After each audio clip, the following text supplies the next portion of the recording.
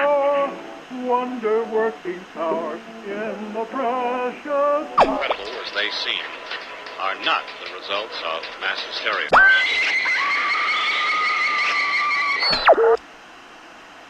You may wish to adjust the dial. You are currently tuned into the wrong station.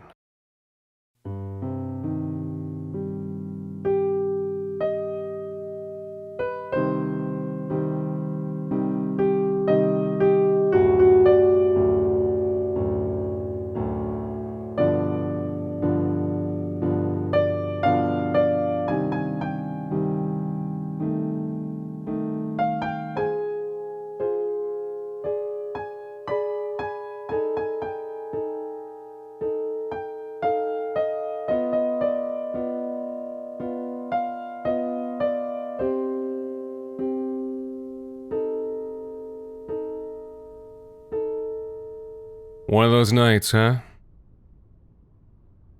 I said, one of those nights, huh? Sorry to pry. It just looks like there's a lot on your mind. And typically, when someone's sitting at the end of the bar, at this bar, this time of night, staring into their drink the way you are, well, that's usually a sign, too. Not to mention, it's rare to see a new face here. I mean, people walk by all the time. You can see them through the glass. But they hardly ever come in. Though, to be fair, this doesn't exactly look like a good time place from the outside. But you know what? Forget it. Different topic. What are you drinking? But wait, don't answer that. Let me guess. Something bad. Real bad. You hate it. Right? I thought so. And you know how? Because every drink at this bar is terrible, and let me just make sure the bartender's not listening. No, I don't see him. Probably knocking one out in the back. But yeah, everything here is shit. Or, well, who knows? Maybe I'd like what you're drinking, and maybe you'd enjoy what that guy over there is having. But somehow, someway, when you order a drink here, you always end up with something you hate. Me, for example. Sour beers. Can't stand them. Which is sad, because I used to like sours. But this one time, years ago, I don't know what happened or why, but I was just sipping on a sour one day, and all of a sudden I thought to myself, this tastes a little bit like vomit. Maybe that particular brew was a little heavier on the lactic acid. But whatever the reason, I thought that. Then all of a sudden my brain makes that connection and it tells me, this is vomit. This is bad. You hate this. And try as I might, I never got over that mental association. And yet, it seems, whenever I'm here at least, that no matter how much I know I'm gonna hate it, I just can't seem to stop myself from ordering sour. Maybe, I don't know, maybe it's some misplaced hope. This time it'll be better. But be careful, my friend. In this place, it's the hope that kills you. Ugh. So, here I sit, sipping on something I hate, wasting the night away. But, like I was saying before, it's nice when there's a new face. Changes things up. Most nights, it's just the usual crowd around here. Look at them. Miserable looking bunch, don't you think? Not that they'll tell you about it. Not really as talkative as me, most of them. But I've learned a few things here and there. You know, we've all been coming here for years, and after a while I can grind them down, get through the armor, pick up a few tidbits, few juicy details. Let's take, her, for example. Older lady, booth in the back by the radiator, kinda spaced out look, if you know what I mean. Far as I could tell, she was always a bit of an outcast. Not many friends, didn't get out much. Probably the type who wasn't very popular in school either, though. That part I'm just guessing. No cats either, if that's where your mind might be wandering. In fact, I gather she's not very fond of animals on the whole. So, she doesn't like people. She doesn't like cats or dogs. I asked her then this one time, "What do you like?" And she looks up from whatever it is that she's drinking and hating, and gets this little glint in her eye. Looks back down to the table, down to one of those shitty little fake electric candles they've got everywhere these days. And in a low voice, not really whispering, I think her voice is just quiet naturally, from underuse, she tells me, "I like fire." Spooky, right? She goes on to tell me about how her old man used to take her camping, and her favorite part was always when night would come and they'd get a big campfire a ripping and a roaring. And she especially loved the part, after dinner when they'd take all their garbage and slowly, piece by piece, toss it into the pit and watch it all shrivel up and burn. Watching something ugly become beautiful in the fire. That's the way she phrased it to me. And she kept that love, that appreciation with her for the rest of her life. When other kids or teenagers would be going out to play ball or catch a movie, she'd be poking at a fire, out in her backyard or crouched down in front of the fireplace. And it didn't hamper things one bit when one night she fell asleep to the gentle crackles and flickers and the whole house went up. And what was left of her parents, well, she made sure it was cremated with the utmost respect. They even let her watch through the little quartz pane at the crematorium. For closure. Her reputation wasn't quite as unhampered. Fire Girl, they called her, and the young lady that had once been seen as a harmless, odd duck was now a pariah. But none of that bothered her, long as she had a roof over her head and a nice, warm fireplace. Even if she had to reactivate a defunct one, send a little harmless smoke into her neighbors' places, or flush out any wild animals who'd taken up residence. One day, though, something did start to bother her. You see, she moved into a building next to this frat house. You know the type, historic house in the middle of the urban sprawl, probably near a local university. But she moves in next to this frat, and, well, wasn't exactly a match made in heaven. They were loud, they were messy, they were rude.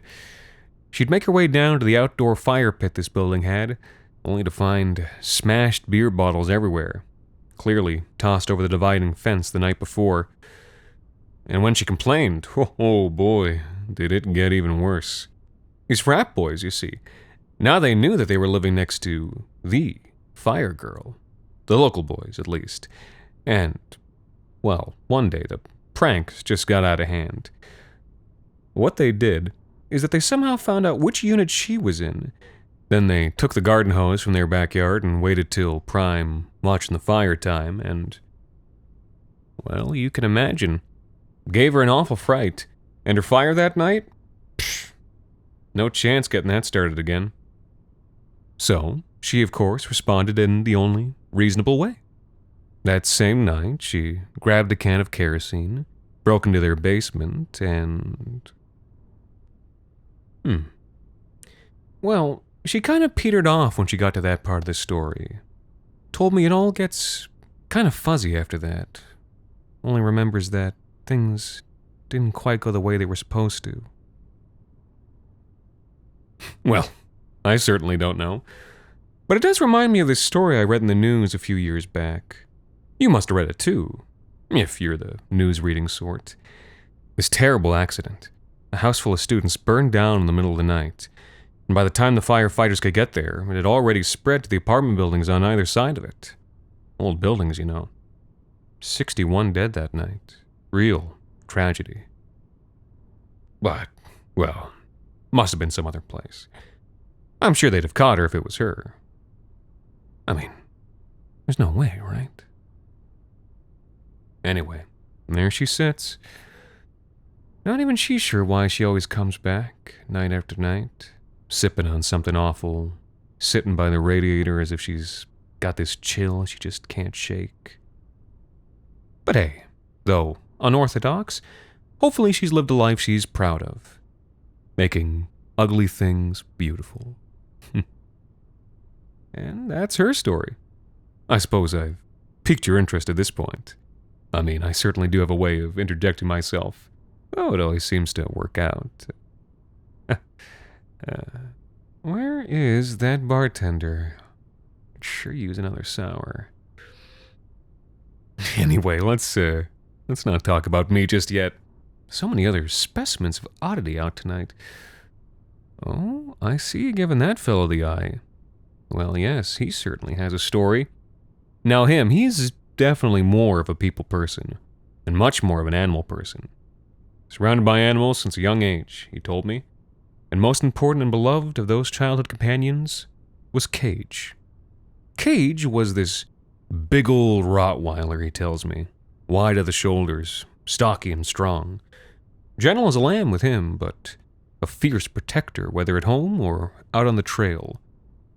And it was one such day, as he was taking Cage out for a little nature stroll, that he found out just how fierce that was. They're out walking, and all of a sudden this rabid coyote darts out from the bushes just a few dozen yards ahead of them. It's slavering and twitchy. Probably hasn't eaten in days.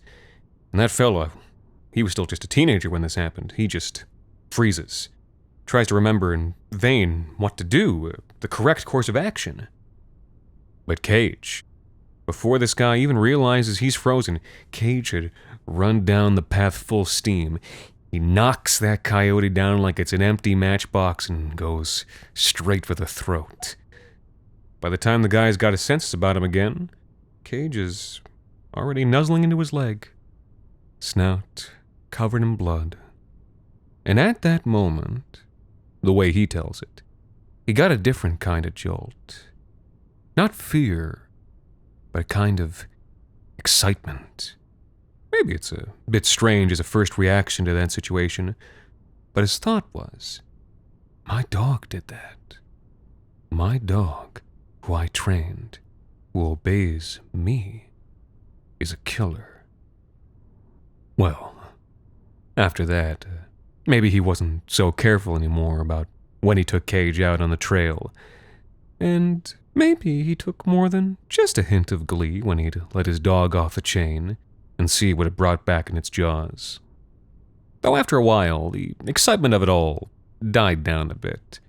Rabbits, pheasants, foxes. No thrill there. No challenge. Cage needed a challenge. He needed a challenge. Now, you might wonder how someone who claims to love animals could justify dogfighting, let alone participate in themselves. But if you really think about it, you still love dogs. You just happen to love your dog a whole lot more than the other one. And he and Cage, they had a hell of a run. They were on top of the local circuit for years. But of course, a dog gets old. And, well, it's an unforgiving sport. Of course, things only spiraled further from there. The next dog, next couple of dogs really, that he got his hands on just didn't quite click with him in the same way. Maybe because he'd become preoccupied with looking for a contender, rather than having a beast whose ferocity was born out of loyalty and love. Also, didn't help that our friend there had become a bit of an enthusiastic gambler.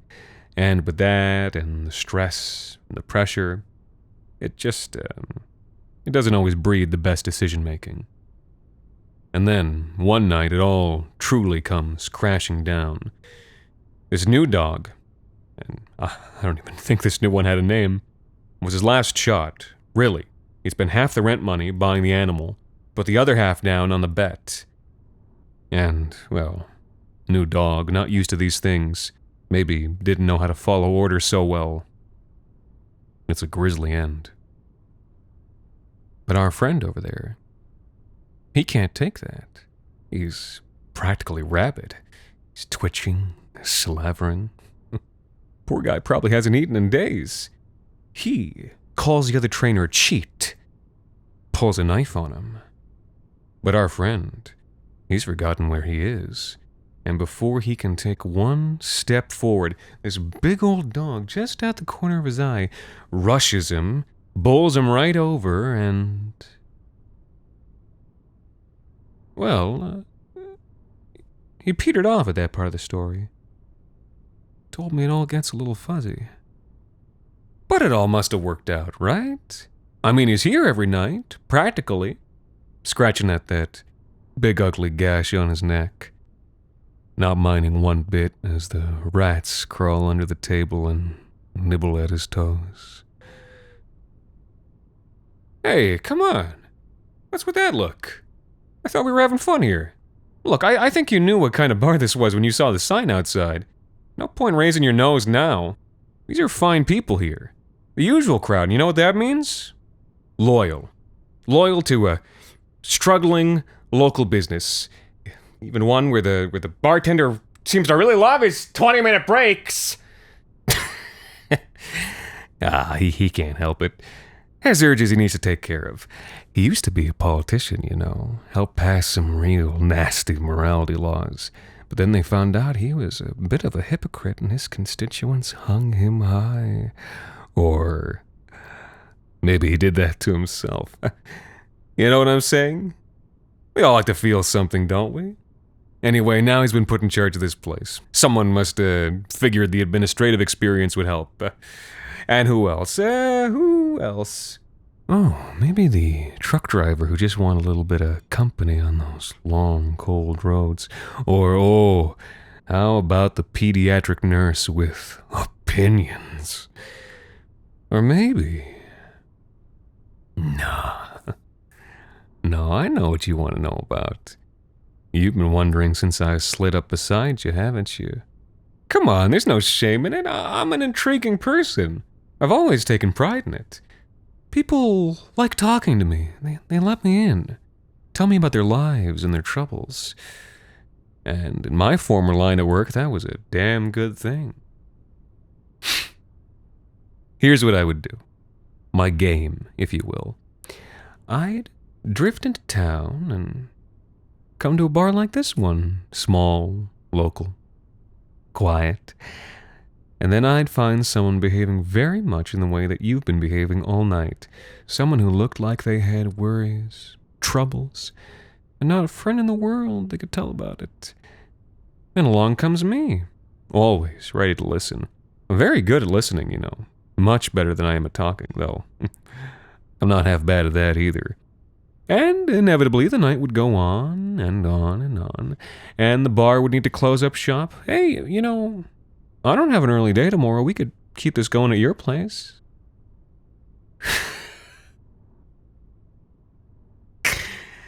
And, you know, that's when the real work would start. It takes a lot to get someone to tell you the important things you want to know. PIN codes, passwords, and the like. I mean, it was work for both of us. But at least they always got to go on vacation afterwards. And, you know, nobody likes work, but everyone's got to find a way to make a living, yeah? Well, after that, the acid bath. My favorite part. Because it's when all the moaning and sobbing would stop. I like listening to people, you know? The stories they have to tell. But when they just start crying, I can't fucking stand it. And the old acid in a bathtub trick made it all fade away. Then I'd just coast for a few weeks. Live it up as them. Rack up the bills, put it all on the credit card, see if anything juicy came in the mail. It never did last forever, though. Even the loneliest people in the world have landlords and debt collectors who'll come a-knockin'. And that's when it would be time to skip town, move on, and find a new friend. It all seemed to be going so well, you know? I really don't remember what went wrong.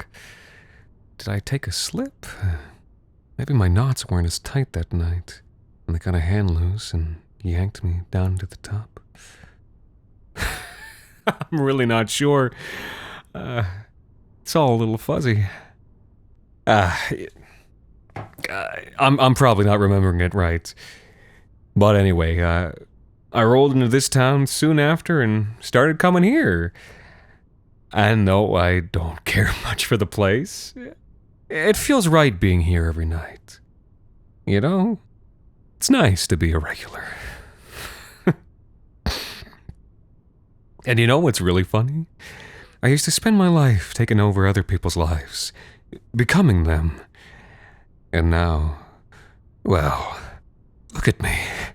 I've got no face to speak of. It's just a blank canvas, like my features were washed away with acid. Sure as hell can't tell you my name either, if I ever had one, nor anything about my past. No, all I seem to know about myself is what I did to other people. And that I seem to hate sour beers. But enough about me. Me. Even though I bet you were curious. No. I'll be honest. I slid on over here because I wanted to know a bit more about you. It's not every day that we get a new face around here. People walk by. Sometimes they even take a peek through the glass. But they never come in. It's just one of those bars. Nobody comes in unless they belong. Like I've been saying all along, it's really just the usual crowd. So come on, tell me something. I really do love to listen. Hey, come on, don't climb up now. I've shared so much with you. All I'm asking is for just one little tidbit. Just, come on. Let me touch your face. Come on. I gotta know. Just, what's your story? Just let me touch it.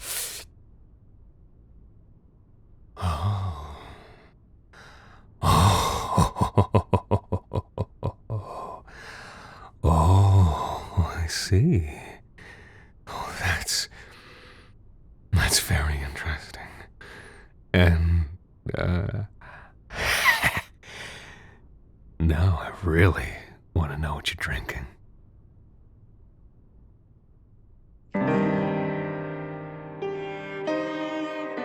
This week's episode, Just the Usual Crowd, was written and performed by Anthony Botello.